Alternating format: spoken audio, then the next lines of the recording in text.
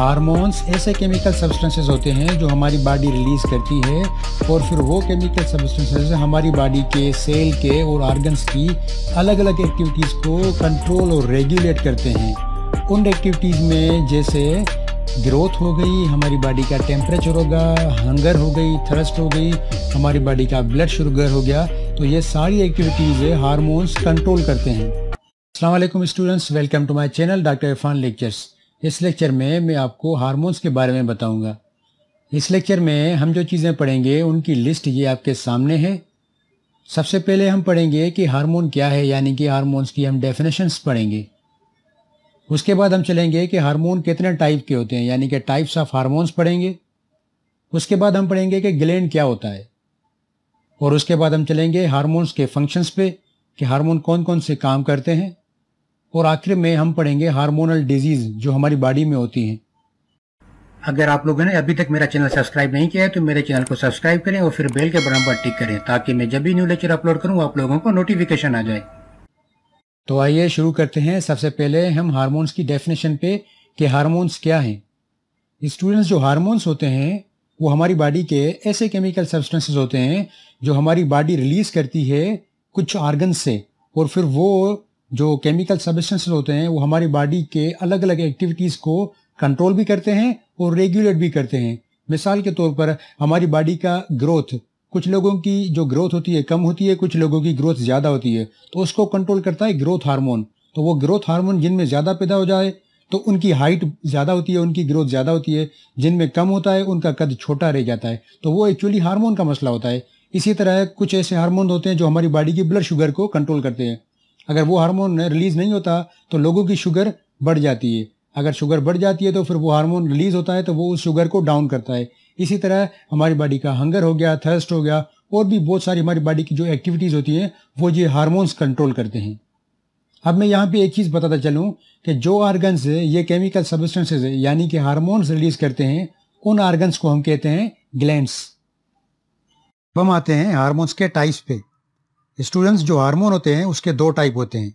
एक होते हैं पेप्टाइड हार्मोन्स और दूसरे होते हैं स्टीरॉयड हार्मोन्स। जो पेप्टाइड हार्मोन्स होते हैं वो पेप्टाइड वर्ड से भी पता लगता है कि वो अमाइनो एसिड्स के बने होते हैं।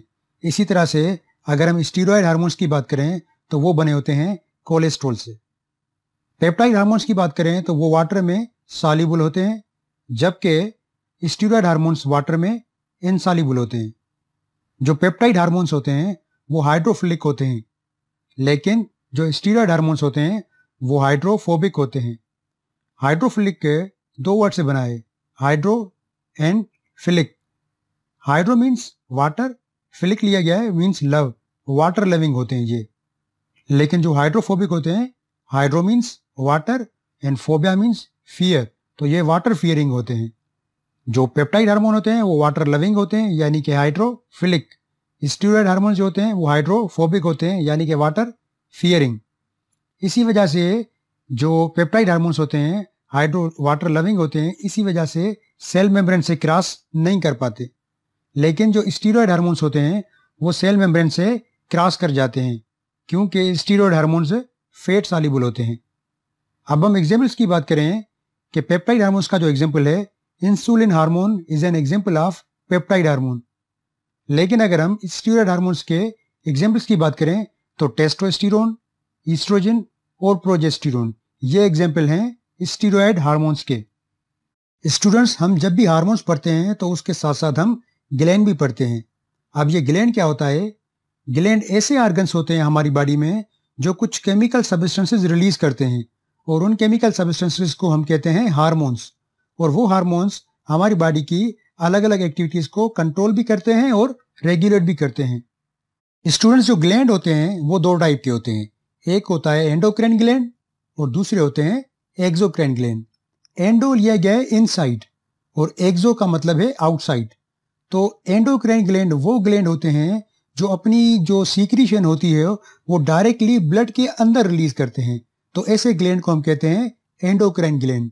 लेकिन जो एक्सोक्राइन ग्लैंड होते हैं, एक्सो लिया गया है आउट से, तो ये अपनी secretion outside the blood secret करते हैं, या फिर यह कहें कि वो उनके लिए अलग स्पेशल टाइप की पाइपलाइन होती है जिसको हम कहते हैं डक्ट, तो उनमें वो अपनी सीक्रेशन सीक्रेट करते हैं, तो ऐसे ग्लैंड को हम कहते हैं एक्सोक्राइन ग्लैंड।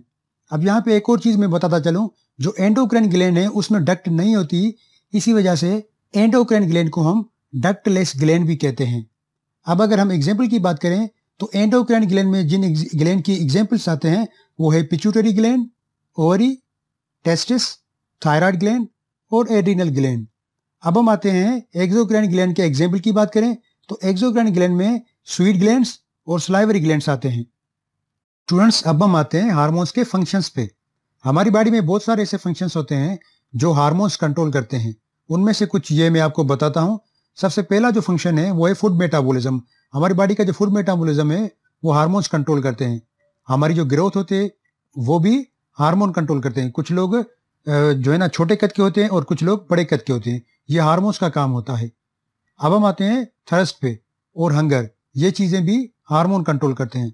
हमारी बॉडी का जो टेम्परेचर होता है अप एंड डाउन करना, वो भी हार्मोन्स का काम होता है। हमारा मूड, हमारा कोग्निटिव फंक्शंस, हमारी ब्लड शुगर को मेंटेन करना, वो भी हार्मोन्स का काम होता है।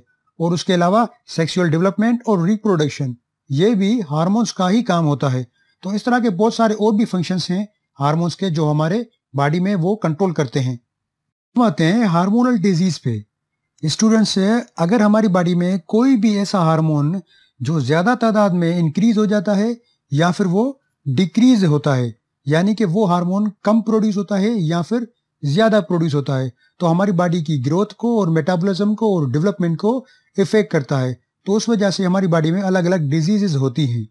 अगर कुछ एग्जाम्पल की बात करूं तो एक होती है हाइपरथायरॉयडिज्म, दूसरी होती है ऑस्टियोपोरोसिस और तीसरी होती है डायबिटीज। अब इन तीनों में क्या होता है, जो हाइपरथायरॉयडिज्म होती है इसमें हमारी बॉडी में जो थायरोक्सिन हार्मोन होता है वो ज्यादा रिलीज हो जाता है, जिसकी वजह से हाइपरथायरॉयडिज्म हो जाती है।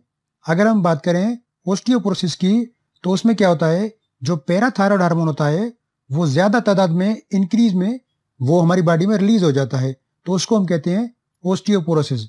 अगर हम बात करें डायबिटीज की, जिसको हम शुगर कहते हैं, असल में हमारी बॉडी में शुगर बढ़ जाती है। शुगर इसलिए बढ़ जाती है क्योंकि वो उसकी मेटाबॉलिज्म नहीं हो पाती इंसुलिन हार्मोन की कम रिलीज होने की वजह से। तो ये कुछ हार्मोनल डिजीजेज हैं।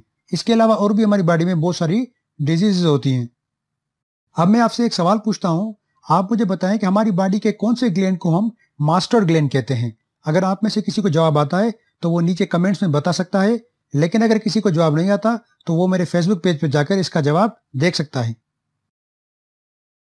अगर आप लोगों ने अभी तक मेरा चैनल सब्सक्राइब नहीं किया है तो मेरे चैनल को सब्सक्राइब करें और फिर बेल के बटन पर टिक करें, ताकि मैं जब भी न्यू लेक्चर अपलोड करूं आप लोगों को नोटिफिकेशन आ जाए।